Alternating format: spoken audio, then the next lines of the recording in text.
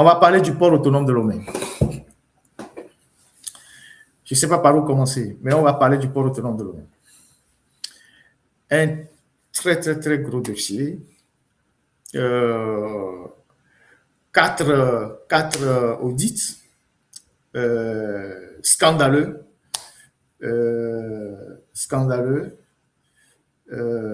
Quatre audits scandaleux, les uns comme les autres. Et comme je le disais tantôt, une fois que j'aurai traité ce dossier, je remettrai l'audit sur la place publique pour que chacun puisse voir ce qui se passe là-dedans.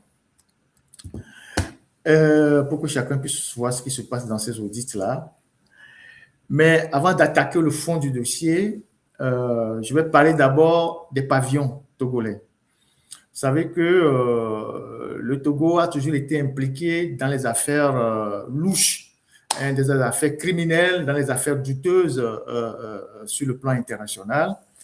Et il s'est fait que depuis plusieurs années, même quand j'étais au Togo, on a fait beaucoup d'articles, d'autres journaux aussi ont fait beaucoup d'articles sur le pavillon togolais.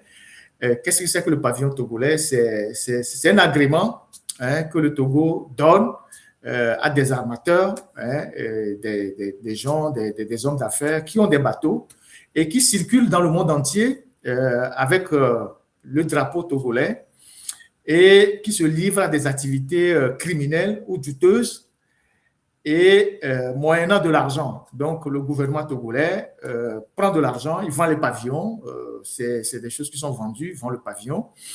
Et les gens sont dans les ministères, tout ça, et ils prennent de l'argent. Et les armateurs, eux, ils se promènent dans le monde. Et quand on les arrête, c'est l'image du Togo qui est salie. Vous allez voir que ces derniers temps, il y a eu beaucoup de navires en mer qui ont été arrêtés, arraisonnés, soit par les États-Unis, soit par la France. Là, c'est le conflit avec le Venezuela, la Russie et tout ça. Mais il y a d'autres navires qui font dans le trafic de drogue, dans le trafic de stupéfiants, dans le trafic de migrants et qui portent le pavillon togolais. Il y a eu plein d'incidents. Il y a eu d'autres qui ont même coupé des câbles sous-marins d'Internet dans le monde entier et qui portent le pavillon togolais. Alors, on a fait une enquête là-dessus pour savoir réellement ce qui se passe et on découvre dans la foulée que avant, les armateurs venaient au Togo pour se faire délivrer l'agrément. Mais comme le chemin est de plus en plus long pour les amateurs, plus c'est des gens qui sont des mafieux, le Togo a cédé à la Grèce. Le Togo a sous-traité à la Grèce. Le Togo a donné le pouvoir, voilà, le Togo a donné le pouvoir à la Grèce de donner les pavillons au nom du Togo à ces amateurs-là. Puisque la Grèce est un État, est un pays en Europe qui est souvent cité dans toutes les affaires de pavillons qui jouent un jeu un peu bizarre. Donc, le Togo a donné l'autorité à la Grèce de vendre les pavillons togolais à ces amateurs. On va voir le contrat que le Togo a signé avec la Grèce. La technique va montrer le contrat. Le Togo a signé un contrat avec la Grèce et c'est à la Grèce de vendre le pavillon togolais au nom de l'État togolais à ses amateurs. La Grèce prend l'argent et reverse ce qu'elle veut au Togo. Et donc, dans cette histoire-là, il y a beaucoup de commissions. Ce qu'on voit dans le contrat, ce n'est pas ce qui est réel. Quand on voit l'argent que la Grèce verse au Togo, voilà le contrat. Donc, contrat officiel couvrant les activités d'immatriculation de navires au registre international de navires battant pavillon togolais entre le ministère des Infrastructures et des Transports de la République du Togo et International Registration Bureau, IRB de la Grèce. Donc, ce contrat, c'était le deuxième, ça c'est le deuxième contrat parce qu'il y en avait un avant, date de mai 2017. Donc, il y a les clauses du contrat, il y a tous les éléments de ce contrat-là, page par page. Donc, on a ce contrat-là. Et combien ce pays-là verse au gouvernement togolais et des gens prennent des commissions. Déjà, à l'époque, il y avait le ministre Ninsao Nyonfam, qui a fait pas mal de désordre dans le secteur des transports. Et dans nos investigations, on s'est même rendu compte que le fils du ministre Nyonfam est parti en Grèce faire un stage dans cette société-là. Vous voyez les combines. Donc, le fils du ministre Nyonfam qui a fait les transports, le ministre des Transports, est parti en Grèce faire un stage dans cette société grecque. Visiblement, son fils voulait se spécialiser dans les activités maritimes. Donc, il est parti dans cette société pour faire un stage de 2 mois. Donc, il y a ce contrat-là. Et entre-temps, il y a le Togo et le Libéria qui avaient le plus fort taux de pavillons dans le monde. Le Togo était le deuxième, suivi du Libéria, derrière le Libéria, qui avait le plus grand taux de pavillons qui ont été vendus dans le monde. Mais les États-Unis ont commencé par regarder un peu dans cette histoire-là parce que les navires togolais étaient tout le temps arraisonnés dans les affaires de trafic. Et donc, le Togo a été obligé, donc il y a eu des saisines du ministère des Affaires étrangères au Togo par les États-Unis, probablement par le FBI. Donc, il y a eu beaucoup de courriers que le département d'État a envoyés au ministère des Affaires étrangères au Togo pour leur signifier, pour notifier les incidents impliquant les pavillons togolais. À partir de ce moment-là, il y a eu certains navires qui ont été radiés et le Togo est passé, et le Togo a fait semblant de dénoncer le contrat avec la Grèce, mais juste après, ils ont repris. Et aujourd'hui, le Togo est 7e dans le classement des pavillons. Donc, vous avez le Libéria qui est toujours en tête avec 5562 navires, donc dans la base de données que nous avons récoltée dans notre investigation. Donc, le Libéria a 5562 navires, le Nigeria a 1005 pavillons qu'ils ont vendus, la Sierra Leone 616 pavillons, la Tanzanie 524 pavillons, l'Égypte 553, les Comoro Island, c'est les îles Comores, oui, je pense, 432, et le Togo arrive 7e avec 355 pavillons qu'ils ont vendus et qui circulent actuellement dans le monde. Et donc, 355 pavillons. Et là, ce qui est intéressant, c'est que tous ces navires qui sont immatriculés avec le pavillon togolais, la plupart sont connus pour être des navires qui sont dans la contrebande. Et donc, il y a une base de données du BIT, donc le Bureau international du travail, qui recense tous les incidents des navires battant pavillon, quel que soit le pays, mais surtout les navires qui ont eu des problèmes et que les armateurs ont abandonnés en abandonnant le navire et le personnel navigant. Parce que le personnel navigant, évidemment, saisit le BIT pour réclamer ses droits. Et donc, nous avons une base de données sur laquelle vous allez voir tous les navires togolais qui ont été impliqués dans les incidents, qui sont recensés par le BIT. La technique va passer ces incidents-là. Vous allez voir tous les navires togolais, battant pavillon togolais, qui sont impliqués dans ces incidents. Donc, vous voyez ici, vaisseau Blue Force. Blue Force, c'est le type de vaisseau, donc ça bat pavillon togolais. Le type de navire, c'est un pétrolier. Et donc, ce pétrolier-là, qui bat le pavillon togolais, mais qui est déclaré comme nationalité Cuba et Ghana, a eu des problèmes et a été abandonné au port minéralier de Ghana, Takoradi. Donc, ça, c'est un incident. Vous voyez ça? Donc, ça, c'est dans la base de données du BIT. Ça, c'est un incident qui est répertorié. Vous allez voir que le vaisseau Force, c'est aussi un autre incident d'un pays Comores. Et là, c'est le pays Belize. Donc, tout ça, c'est des activités douteuses. Vous allez voir aussi ici d'autres. Il y a plein, une centaine de. Voilà, ça, c'est un navire Rougian. Donc, voilà, le vaisseau Rougian. Donc, c'est un truc chinois, nationalité Myanmar, mais battant pavillon togolais, qui a été abandonné le 7 septembre 2020 au port de la Chine en plein mouillage. Et donc, le BIT a répertorié tous ces navires poubelles battant pavillon togolais. Donc, vous allez voir un autre ici qui a été abandonné le 20 août 2020. 20 août 2020, nationalité Venezuela. Donc, le Togo a vendu le pavillon au Venezuela. Et le bateau a été abandonné au port de Curaçao. Et donc, tout ça, aujourd'hui, ces dossiers-là, ça intéresse vraiment les Américains. Ça, c'est les incidents liés à l'abandon du navire et à l'abandon du personnel. Mais il y a les incidents liés à la drogue.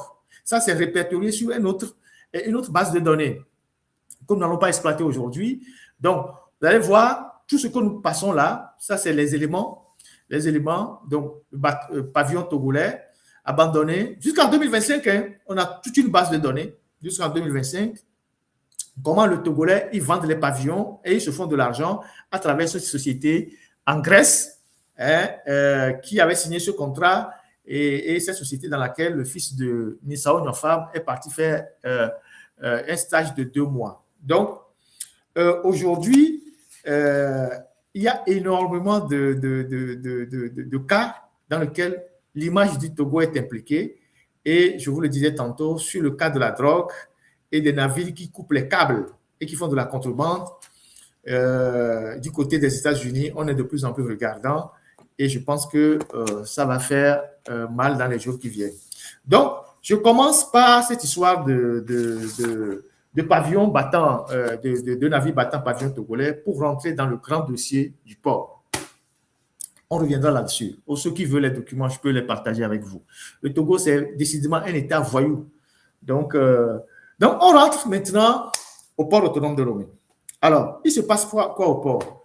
Il se passe que le port autonome de Lomé est géré comme une boutique de quartier. Le contre-amiral Fogan Adegnon, il a été nommé le 6 septembre 2005 comme directeur du port. Et donc, il fait 21 ans ou 20 ans comme directeur. Mais le port n'a pas de comptabilité sérieuse. Il n'a pas de logiciel, hein, qui retrace les opérations qu'ils font, en tout cas de logiciel fiable. Les gens viennent au port, ils prennent de l'argent dans la boutique, comme tu viens dans la boutique de ton père. Tu prends de l'argent, tu pars, il n'y a pas de registre, il n'y a rien. Le port décaisse de l'argent, hein, pour l'État. L'État ne rembourse pas. L'État demande au port parfois de lui faire des prêts. Après, ces documents ne sont pas consolidés. Bref, le port, c'est un bazar. Et chacun vient, il se sert comme il veut. Et à la fin, les Togolais n'ont rien dans les caisses.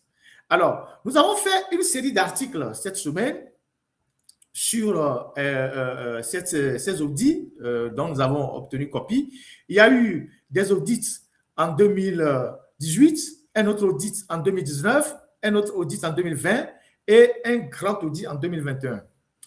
Et les auditeurs de 2018 en 2020 ont été cambriolés en plein audit. Pendant qu'ils étaient là à faire l'audit du port, ils ont reçu la visite de curieux cambrioleurs qui ont emporté leurs ordinateurs, qui ont emporté un certain nombre de leurs documents et qui ont disparu. Et donc, les auditeurs ont eu toutes les difficultés à obtenir un certain nombre de documents au port déjà. Et pendant qu'ils étaient en train de faire l'audit, ils ont été cambriolés à leur lieu de résidence, à leur lieu de travail. Ils ont reçu la visite de cambrioleurs bizarres et qui ont emporté un certain nombre de leurs documents. Ensuite, il y a eu un très grand audit en 2021 qui fait 361 pages. Voilà, qui fait 361 pages, 369 pages. Cet audit-là, je vais le partager avec vous. Et en somme, ce que les audits ont révélé au Togo, je vais vous le résumer. Ce que les audits ont révélé. Alors, premier cas, je vais revenir là-dessus un à un. Premier cas, 5 administrateurs du port autonome de Lomé, y compris le président du conseil d'administration, nommés pour 4 ans depuis 2002, sont toujours en poste. Écoutez très bien. 5 administrateurs autonomes du port autonome de Lomé, y compris le président du conseil d'administration, nommés pour 4 ans depuis 2002, sont toujours en poste sans renouvellement de leur mandat. Cette situation fait courir le risque de nullité de toutes les décisions du conseil d'administration depuis 2007. Premier point. Deuxième point, le port autonome de Lomé ne dispose pas de titre de propriété sur son domaine foncier. Le port autonome de Lomé ne dispose pas de titres fonciers sur son domaine de propriété. Malgré les milliards que le port se fait, le port n'a jamais immatriculé son domaine foncier dans le registre de foncier du Togo. Deuxième observation. Troisième observation. Le port ne dispose pas de registre paraphé et coté du tribunal pour le suivi des résolutions du conseil d'administration et ceux du conseil de surveillance. Il n'y a pas de registre, rien. Il n'y a pas de registre paraphé. Le conseil de surveillance du port n'a pas été élu. Le conseil de surveillance du port n'a pas élu en son sein son président conformément au statut. Quatrième observation. Cinquième observation. Le port autonome de Lomé ne dispose pas d'outils de contrôle des redevances qui lui sont dues au titre des contrats de concession portuaire. En ce qui concerne les revenus de la manutention terre et de la manutention bord, ce sont les concessionnaires eux-mêmes, donc Togo Terminal et LCT, qui, sur la base de leur propre déclaration, versent les revenus qu'ils estiment devoir au port autonome de Lomé.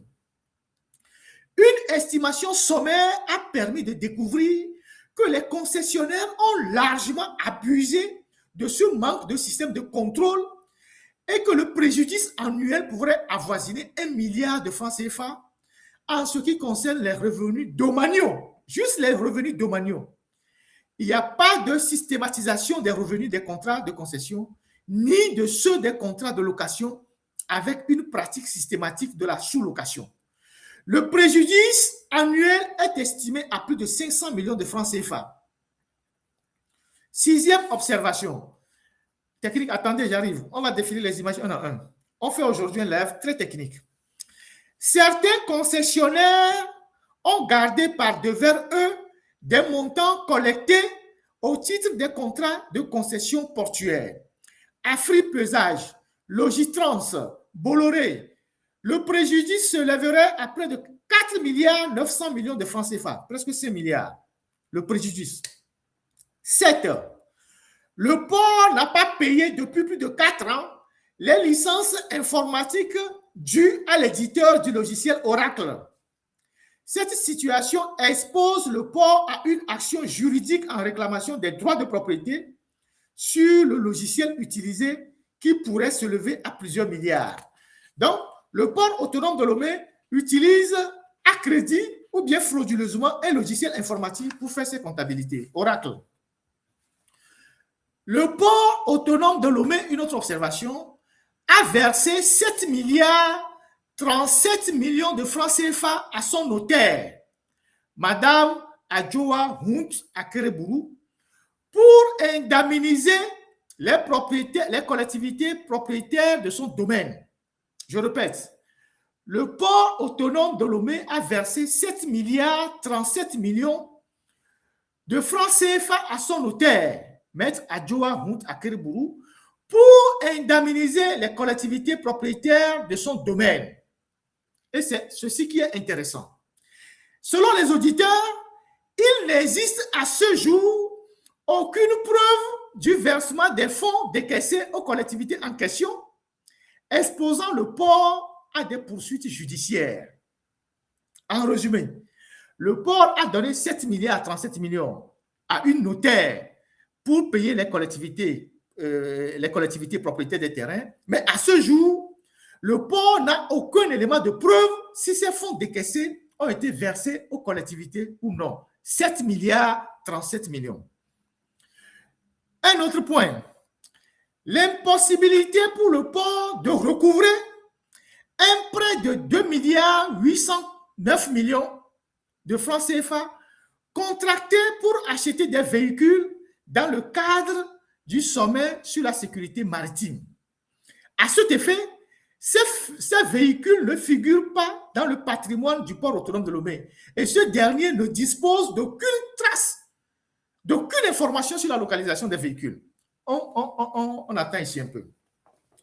Alors, lors du sommet sur la sécurité maritime qui a eu lieu au Togo, je ne sais plus quelle année, vous allez me donner l'année dans les commentaires, le gouvernement estimait n'avoir pas d'argent.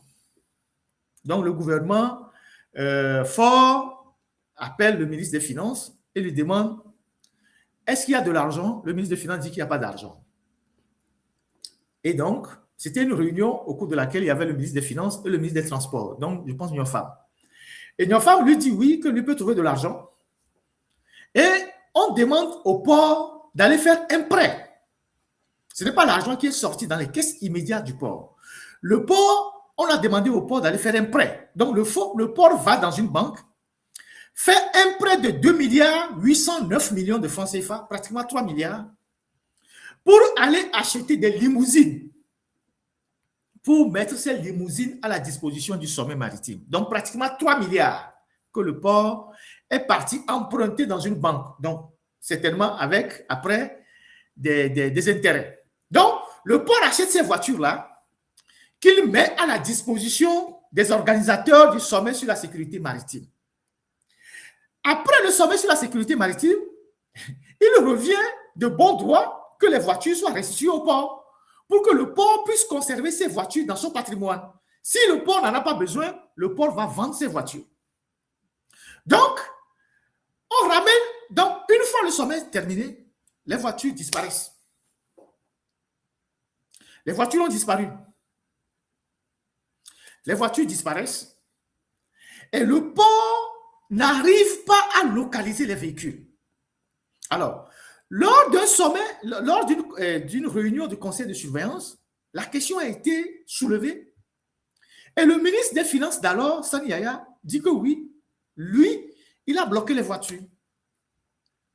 Parce que quand la question avait été posée devant le chef de l'État, son collègue des transports a voulu l'humilier et a pris une initiative solitaire sans son avis. Maintenant que le sommet est fini, lui, il a saisi les véhicules. Et donc, ces véhicules, je pense que c'est une cinquantaine de véhicules, on ne sait pas à ce jour où sont ces véhicules qui ont servi à organiser le sommet maritime. Pendant ce temps, le port est obligé de payer le crédit à la banque.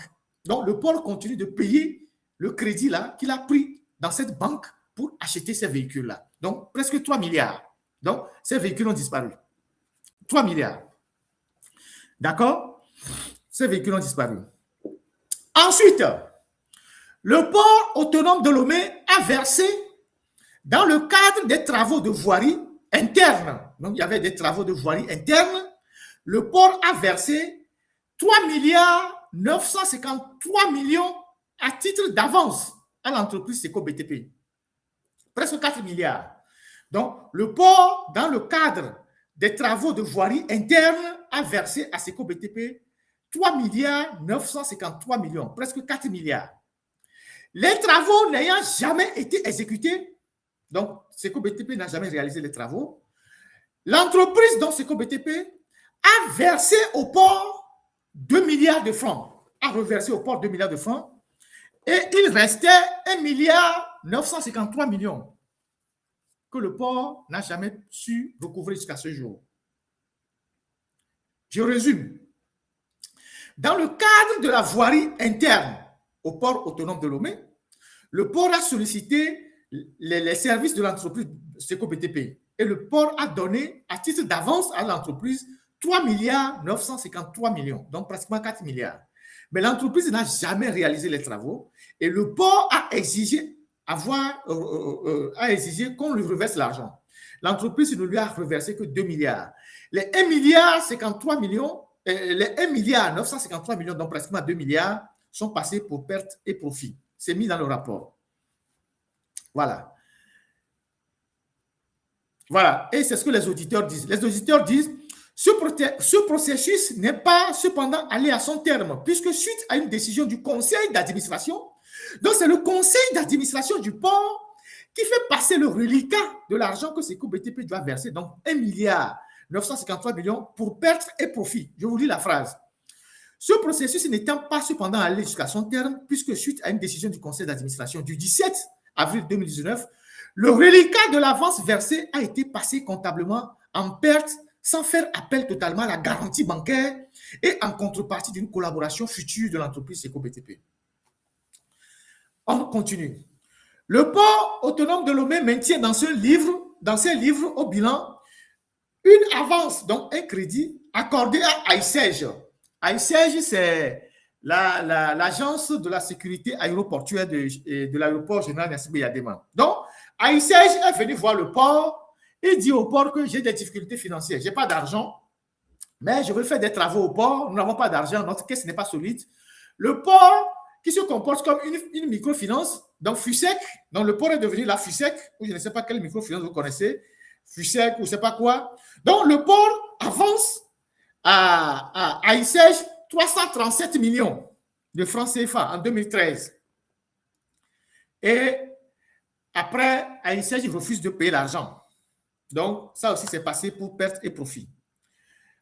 Une autre observation, le port a avancé 250 millions au ministère des Mines et de l'Énergie. Vous savez que quand on devait construire la plateforme de LCT, il fallait déplacer les compatriotes qui puisaient le sable là-bas. Donc, il fallait leur trouver un autre site. Ceux qui puisaient le sable au rond-point là, au port, avant le rond-point du port, à Moukokounakon, les Founans. Donc, il fallait les déplacer pour leur trouver un autre site avant de construire la plateforme de LCT. Alors, on a demandé au port d'avancer 250 millions. Donc, le port a donné 250 millions à comment vous appelez ça, au ministère des Mines et de l'Énergie, à l'époque occupé par le tout-puissant voleur Damipi. Donc, Damipi a pris les 250 millions pour aller acheter dans le Zion de nouveaux sites sablonneux pour permettre aux exploitants du sable de continuer à faire leur travail. Damipi n'a utilisé que la moitié des frais, 112 millions pour acheter le site. Les autres, le reste de l'argent a disparu entre Damipi et M. Bengbertan, qui était à l'époque le DG des mines. Le DG des mines. Donc, le reste de l'argent a disparu entre Damipi et Bengbertan. Maintenant, le port exigeait le remboursement de l'argent. Le port ne l'a pas obtenu. Et ensuite,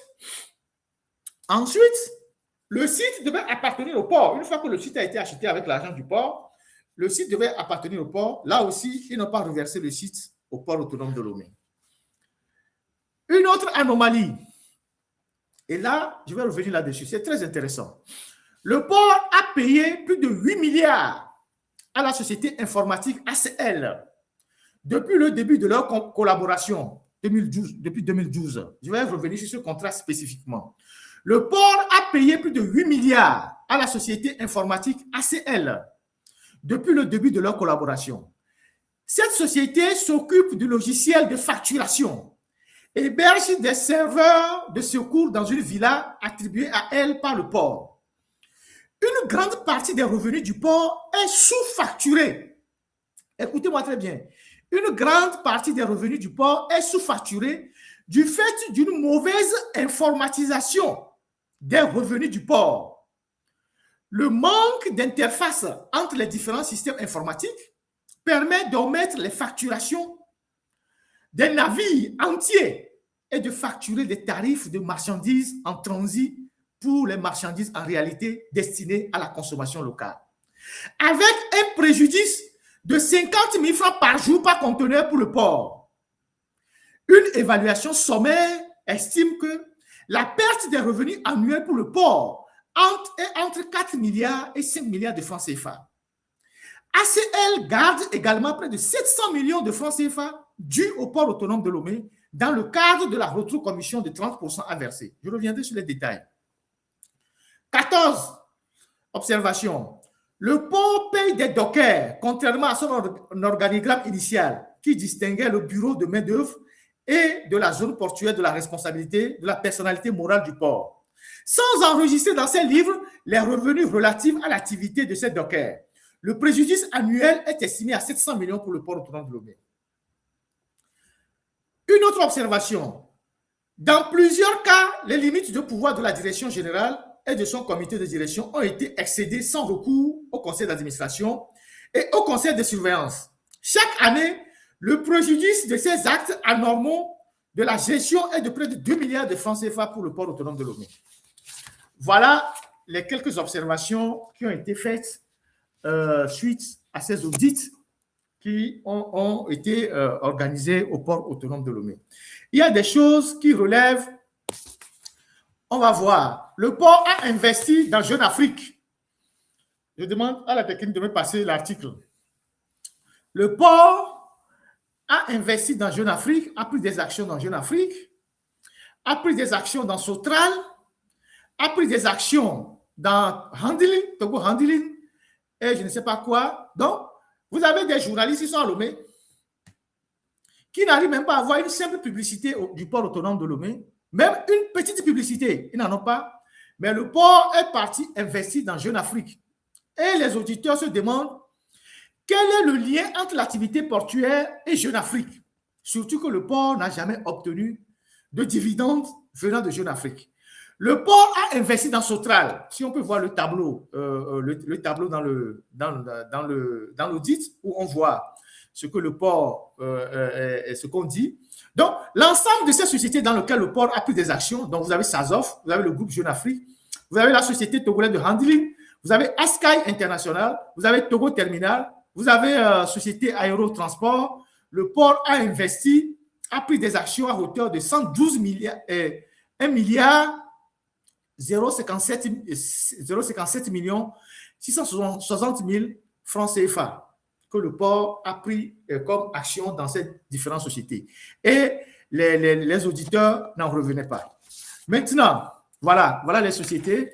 Voilà. Ne vous en faites pas, je mettrai tous ces éléments. Voilà les sociétés dans lesquelles... non, ce n'est pas ça non plus. Ne vous en faites pas, je mettrai ce document à votre disposition pour ceux qui veulent la lire, parce que si je veux rentrer dans les détails, je vais avoir les mots de tête. Mais je vais parler exclusivement d'un monsieur. Je vous ai parlé tout à l'heure du système informatique. Voilà. Et de facturation du port autonome de Lomé. Je vais vous parler d'un monsieur. Nous avons fait une dizaine d'articles, vous pouvez voir ça sur notre site internet cette semaine, sur le port. Je vais vous parler d'un monsieur. Il y a, avant de parler de ce monsieur, le port autonome de Lomé, avant 2012, le système de facturation du port autonome de Lomé était assuré par une société française qu'on appelait Cargo. C'est une ancienne société française qui facturait, qui s'occupait de la facture, donc du système informatique du port autonome de Lomé. Et dans cette société Cargo travaillait un certain monsieur qu'on appelait monsieur Bokor, qui est de nationalité béninoise. Monsieur Bokor, je pense Philippe Jean-Marie, quelque chose comme ça, qui travaillait dans cette société Cargo, qui s'occupait de la facturation du port autonome de Lomé. Du jour au lendemain, ce monsieur Bokor démissionne, il démissionne de sa société et il démissionne de la société française et va créer une autre société du nom de ACL. Et donc, il crée une société qu'on appelle ACL et du jour au lendemain, le port lui donne le contrat, le port résilie son contrat avec la société française et donne à ce monsieur le contrat de facturation en 2012. Nous allons passer le contrat tout à l'heure, vous allez voir le contrat, s'il vous plaît, technique.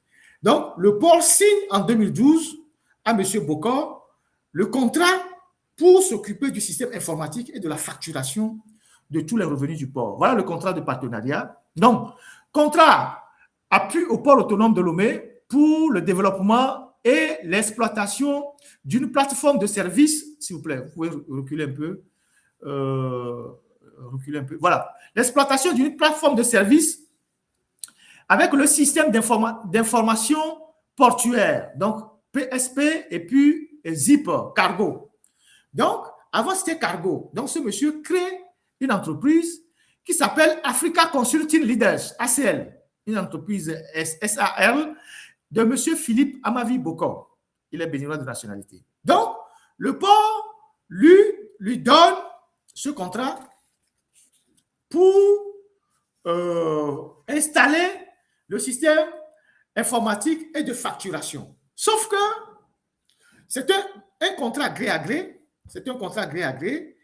et le port devait lui verser chaque année 800 et quelques millions. J'arrive, je vais vous donner le montant. Le port devait lui donner chaque année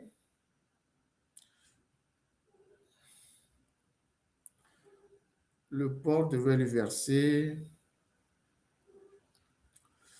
Quand je dis ces choses-là, j'ai mal à la tête. Franchement, ce qui se passe dans notre pays, ça sort de l'entendement. Donc, le port lui doit chaque année, depuis 2012, 849 600 000 francs CFA. C'est le contrat qui a été signé pour la facturation. 849 600 000 francs CFA. Dans le processus de la signature du contrat, gré à gré, ce que les auditeurs ont dénoncé, il a été arrêté avec le port que c'est M. Bokor qui devait préfinancer les travaux de la création de la plateforme. La question que les auditeurs se posaient de savoir, mais une plateforme informatique, ce n'est pas une route, ce n'est pas un immeuble, ce n'est pas un bien, je ne sais pas quoi. Et donc, le port ne peut pas accepter que le monsieur puisse préfinancer ces travaux-là, parce qu'il n'y a aucune preuve que ce travail intellectuel a bénéficié d'un crédit de quelque part, parce que c'est un travail intellectuel. Mais ils ont accepté les termes de ce contrat que le monsieur va préfinancer les travaux. Donc, du coup, quand le monsieur préfinance les travaux, c'est le port qui le paye sans avoir... donc, le port paye l'argent qu'il a dépensé pour concevoir le système informatique. Sauf que personne n'a la preuve qu'il a dépensé de l'argent pour concevoir le système informatique. Donc, le port le paye chaque année 849 millions de francs CFA. Maintenant, le système qu'ils ont mis en place, c'est que toutes les factures qui passent dans son système, dont le CIP, les fonds qui sont générés sont versés dans un compte qui est joint. Et dans ce compte qui est joint là, le monsieur là, parce qu'il a préfinancé les travaux de la plateforme informatique, il a 60% des revenus et le port a 30%. Écoutez-moi très bien. Sous prétexte que c'est lui qui a préfinancé les travaux de la plateforme informatique, toutes les factures, tout ce que les factures vont générer, toutes les factures qui sont traitées sur la plateforme de M. Bokor, donc le CIP, l'argent qui sera généré par ces factures-là sont mis dans un compte commun où c'est le port et M. Bokor qui ont la signature. Et dans les termes du contrat, M. Bokor doit prendre 70% et le port va prendre 30%. Donc, si le système de facture dégage 1 milliard à la fin de l'année, M. Bokor prend 70% et le port prend 30%. Jusqu'à ce jour, on ne sait pas qui est derrière le fameux M. Bokor. C'est un homme très puissant au Togo. Il est très puissant. Personne ne sait qui est derrière lui. Donc, sur toutes les factures qui passent par sa plateforme, je vais vous donner le contrat. Je vais vous donner le contrat, ne vous inquiétez pas. Tous les documents que je suis en train de décrypter là, je vais le mettre sur la place publique. Je vais prendre 2 semaines de repos. Donc, je vais vous laisser les documents. Vous allez vous-même les analyser. Je vais laisser les documents. Et donc, il prend 70% et le port prend 30%. Le port s'est rendu compte que ce contrat ne l'arrange pas. Donc, le port, après, ajoute une surcharge de 5%. Sauf que, à chaque fois qu'on réalise les recettes, M. Bokor, il prélève sa part sans l'avis du port. Parce que normalement, c'est les deux qui signent. Mais M. Bokor a le pouvoir de prélever automatiquement ces 70% sans avoir le visa du port autonome de Lomé. Donc, après, ils ont signé des avenants. Ils ont signé 2 avenants. Et dans les 2 avenants, le port a tenté de se rattraper. Sauf que, toujours dans ce système-là, la société de M. Bokor ne prend plus les 70% sur les factures qui passent seulement par sa plateforme, mais il prend 5%. Ouais. Il prend 5% de tout le revenu total du port. Il prend l'argent sur tout le revenu total du port. C'est-à-dire, même ce qui ne passe pas par sa plateforme, il prend l'argent sur ça. Et il a signé plusieurs avenants. Plusieurs avenants. Je vais mettre les avenants à votre disposition. Et personne ne sait qui est derrière ce monsieur. Il est tellement puissant. Et donc, une grande partie des recettes du port tombe dans les mains de ce monsieur. Voilà les avenants, voilà la situation du prestataire. Voilà la situation du prestataire. Donc, observation. Et donc, les auditeurs ont relevé que la plateforme de traitement informatique des facturations de M. Bokor est un passoire, ou bien, c'est une passoire ou un passoire qu'on dit. C'est une plateforme qui n'est pas fiable. Amessia, mais là, tu as une plateforme pour facturer une plateforme. C'est les auditeurs qui ont relevé ça. Que c'est une plateforme qui n'est pas fiable. N'importe qui peut rentrer sur la plateforme et glisser une facture. C'est-à-dire, moi, Ferdinand, je peux rentrer dans le dispositif de la plateforme, je peux mettre une facture et je vais dire, la société Ferdinand et Fils, le port a travaillé pour la société Ferdinand et Fils et le port doit 1 milliard à la société Ferdinand et Fils. Je peux glisser une facture dans le système. C'est les auditeurs qui ont relevé ça. Je vous lis ce qu'ils ont écrit. Je vous lis ce que les auditeurs ont écrit sur ce système de facturation qui est d'une gravité pas possible. Notre pays est à terre. Hein. Les gars, ce que je dis là, moi, je n'ai pas toute l'énergie pour décortiquer tout ça parce que j'ai les mots de tête. Voilà ce que les spécialistes disent. Ils disent la revue du contrôle. Il dit la revue du chiffre d'affaires et des autres dépendances informatiques a mis en évidence les constats suivants. Écoutez très bien. La revue du contrôle sur la numérotation des factures a mis en évidence 1295 numéros de factures manquants. Ça, nous sommes en 2019. En 2019, quand les auditeurs ont analysé les éléments, ils ont constaté qu'il y a 1295 numéros de factures qui manquent sur la plateforme de M. Bokor. Exercice 2019. Cette situation soulève un risque d'exhaustivité de la fraude sur le chiffre d'affaires. 1. 2. Il n'existe pas d'interface automatique entre les logiciels de facturation GDP et SIPE et le logiciel comptable Perfora. En effet, les transactions sont importées en comptabilité par l'exécution d'un script par la direction des systèmes d'information.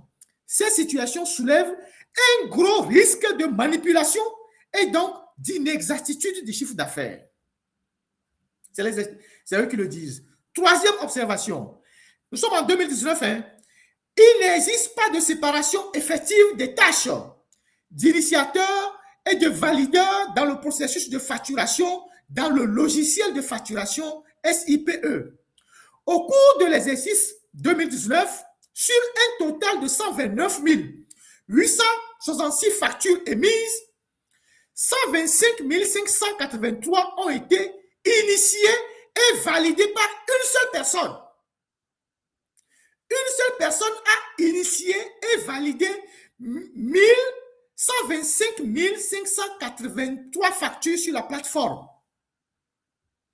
Et seulement 4 283 ont fait l'objet d'une séparation des tâches effectives. Au niveau du système de facturation, l'application n'est pas conçue pour assurer la séparation des tâches de la facturation. Cette situation est un non-respect au principe de contrôle interne et soulève un risque de fraude au niveau du chiffre d'affaires. Les données de la facturation renseignées dans SIPE venant de la capitainerie ou du guichet unique sont vérifiées ou rapprochées avec leur dossier physique source respective. Cependant, aucune évidence de la matérialisation de ce contrôle n'a été émise. Donc, voilà les conneries que vous retrouvez dans ce rapport. Moi, je ne sais pas si je peux tout vous lire. Il y a eu l'audit de 2020, 31 décembre 2020. Il y a eu l'audit de 2019.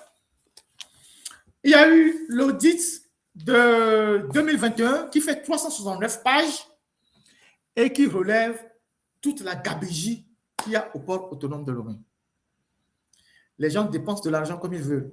Et le système même de facture, des honoraires des avocats. Il y a 3 avocats qui travaillent pour le port depuis 20 ans sans être soumis à la concurrence avec d'autres cabinets.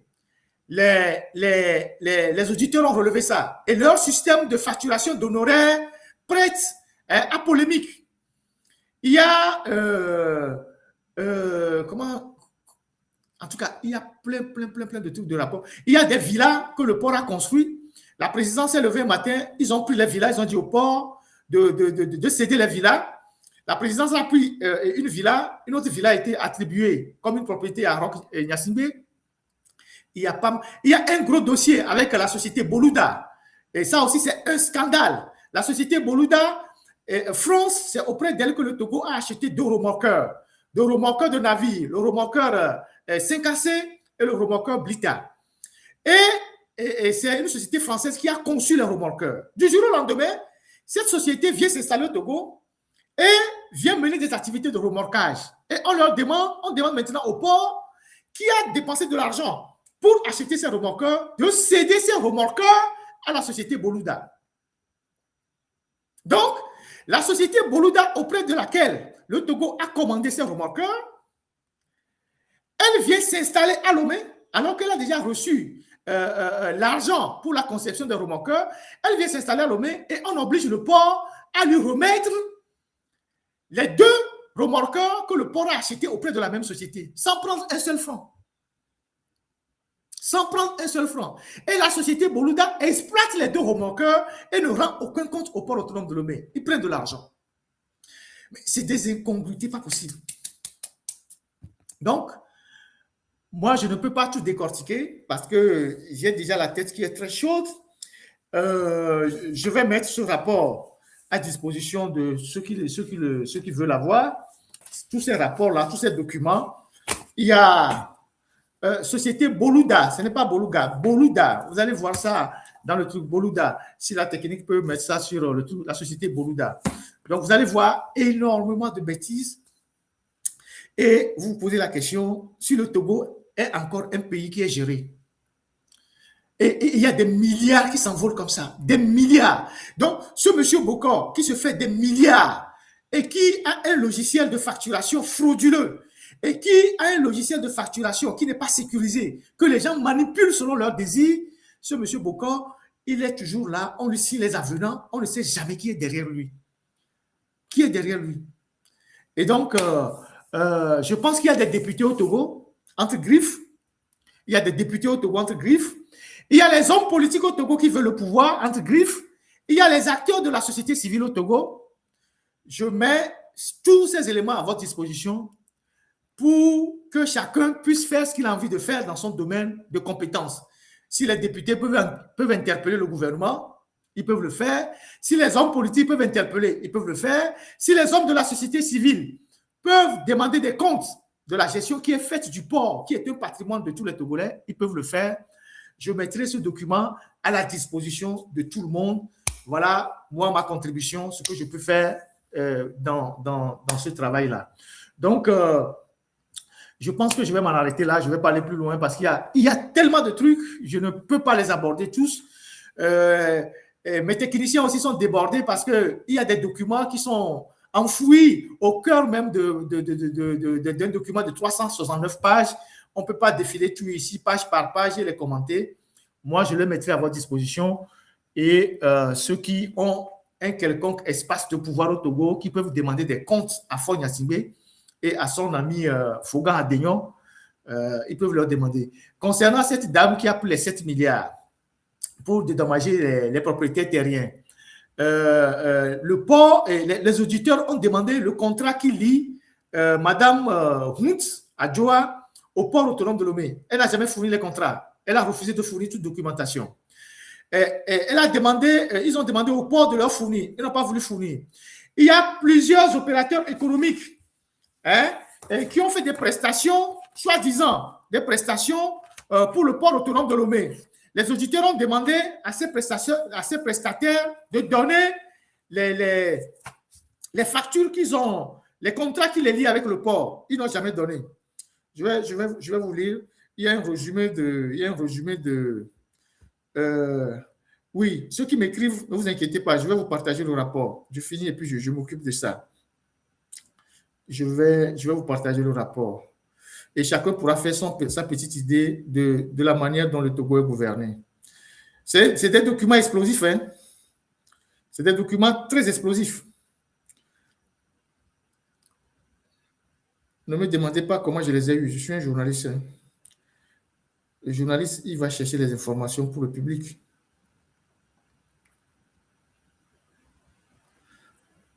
Je voulais vous lire des parties qui ont été mises en exergue dans le rapport synthétique.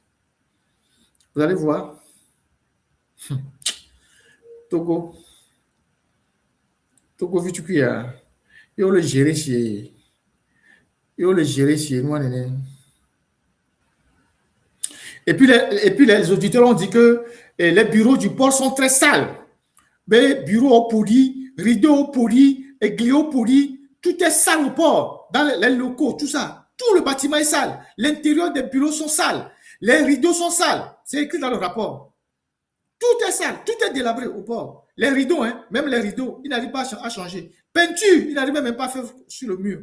Rien du tout. Comme des gens qui sont... Et le port a des crédits dans plusieurs banques, a des découvertes dans plusieurs banques. Voilà. Nous n'avons pas toujours obtenu les pièces justificatives de l'appurement poste. Nous n'avons pas obtenu les contrats des fournisseurs ci-dessous. Eiffage, Génie civil, GTA, CET, NCA Togo, Monsieur Dobrous AD, Boluda Lomé, Total Togo Énergie, Logistrans, Univers Tout Service, Cap Togo, Établissement La Bonne Semence, Système Technologie Agency, Société Orient Mercante. Donc, toutes ces sociétés-là, les contrats qui les lient, le contrat de fournisseur qui les lie avec le port, ils ont refusé de les donner aux auditeurs. Aucun document. Mais ils ont été payés. Des centaines de millions sont sortis des caisses du port pour payer ces gens-là. Ces gens-là. Donc, bref, il y a tort. Je vais m'en arrêter là parce que, voilà, on se bat pour le Togo, mais on va prendre aussi un peu de repos parce que là, ma poitrine. Donc, comme je vous l'ai promis, moi, je mets ces documents à votre disposition et pour que vous ayez une idée de comment le pays est géré. Ceux qui ont fait l'expertise comptable, ceux qui ont fait le droit, ceux qui ont fait l'économie, vous pouvez vite comprendre. Et vous pouvez vite comprendre les termes, les terminologies. Et voilà. Et le reste, bon, chaque Togolais peut juger de ce qui se passe dans notre pays. Bon, il y a un ministre de l'économie maritime qui vient d'être renommé. Peut-être qu'ils vont profiter pour nettoyer la boîte. Moi, je n'en sais rien. Oui, l'amiral sans frégate ni destroyer. C'est un amiral avec une pirogue. Donc, voilà ce qui se passe au port autonome de Lomé. Et des choses pas possibles. Ouais, je peux remettre les documents. Il n'y a pas de souci. Il y a des journalistes aussi qui m'ont demandé, je vais vous transmettre ça, il n'y a aucun souci. Et je pense que je vais m'en arrêter là. Les milliards qui disparaissent au port par ce système de mafia et d'évaporation de l'argent, si ces milliards rentraient dans les caisses de l'État, je suis convaincu que le Togo aura suffisamment d'argent pour développer Lomé. Goudronner beaucoup de rues à Lomé, donner de la bourse aux étudiants, augmenter le salaire des citoyens. Je vous assure, quand vous allez regarder ces documents, vous allez vous énerver. Mais il y a quelqu'un qui est derrière qui tire profit de tout ça. Il y a quelqu'un qui est derrière, parce que ce rapport, ces audits ont été transmis à Ford depuis 5 ans. Il n'a pas bougé. Tous ces outils sont sur la table de Ford Gnassingbé. Il n'a arrêté personne. Il n'a inquiété personne. Ça veut dire que quelqu'un est derrière qui tire profit de tout ça. Quelqu'un dispose de la caisse du port autonome de Lomé, il puise l'argent dedans comme il veut, il soustrait l'argent dedans comme il veut. Ce monsieur Boko qui prend des milliards au port, ça veut dire qu'il y a quelqu'un qui est derrière lui, qui prend sa part. Tous ceux qui font ces choses-là, il y a des gens qui sont derrière eux et qui prennent leur part. Et pourtant, cet argent, même le port, ils ont été incapables même de faire l'assainissement du port. Les zones portuaires, c'est les saletés partout. Même mettre du goudron, les rues, tout ça, ils n'ont pas été capables de le faire. Mais le voisin de l'Est, il a fait en moins de quelques années. Si vous voyez comment l'argent disparaît au port, le port est endetté aujourd'hui. Ils ont des créances dans toutes les banques. Le gouvernement, il y a on a tout le port, alors port, on avait deux gavana. Vous imaginez ça? Le port va faire des prêts pour donner au gouvernement. Les auditeurs ont même dit que le port n'est pas une microfinance ou une banque pour avancer de l'argent à des individus. C'est ça qui est révoltant. C'est ça qui est vraiment surréaliste dans ce qui se passe dans notre pays. Mais dans l'indifférence totale, personne ne dit rien. Personne. Personne ne dit rien. Allez.